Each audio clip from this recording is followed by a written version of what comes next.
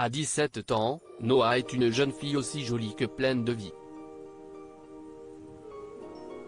Qui pourrait imaginer en la regardant qu'elle a dû parcourir un chemin semé d'obstacles? Quand Noah est née, j'ai remarqué qu'elle avait un problème. Son regard partait de façon oblique, comme si elle regardait sur le côté.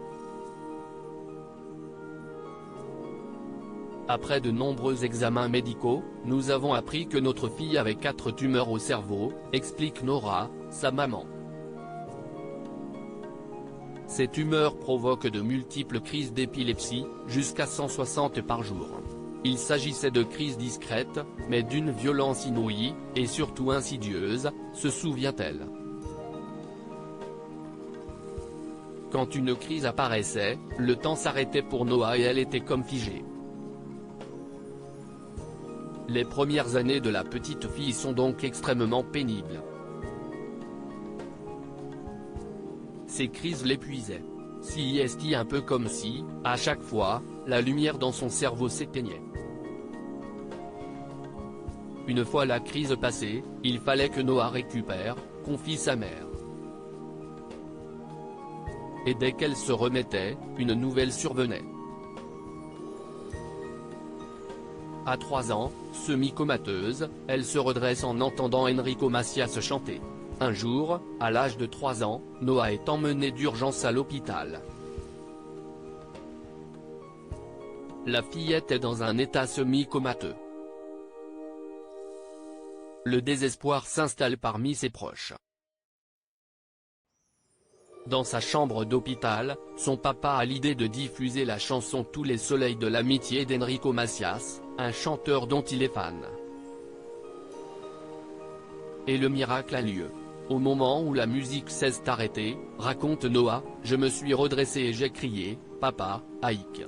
Papa, remets la musique », ce sont les premiers mots que j'ai prononcés. La musique et la voix d'Enrico Macias m'ont ramené à la vie. L'année suivante, la petite fille subit une longue opération qui permet de retirer les tumeurs de son cerveau. Nous avons assisté à une seconde naissance de notre fille. N'ayant plus de crise, elle a démarré une nouvelle vie.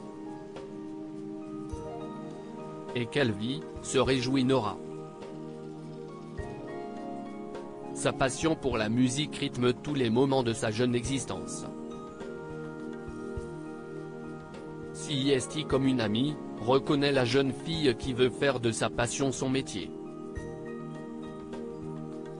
Noah a pour projet d'enregistrer un duo avec son idole et de sortir un single depuis, elle a réalisé son rêve et rencontré son idole, Enrico Macias. Quand il a appris que je chantais, il m'a invité à participer à une émission de télé en Suisse et il est devenu mon parrain de la chanson. Enrico m'a aussi permis de reprendre goût à la vie et m'a donné confiance en moi.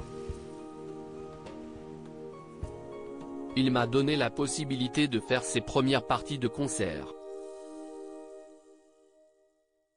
Nous devrions chanter ensemble à l'Olympia en janvier 2021, se réjouit Noah, qui devrait enregistrer avec son idole un duo appelé Enfants des étoiles.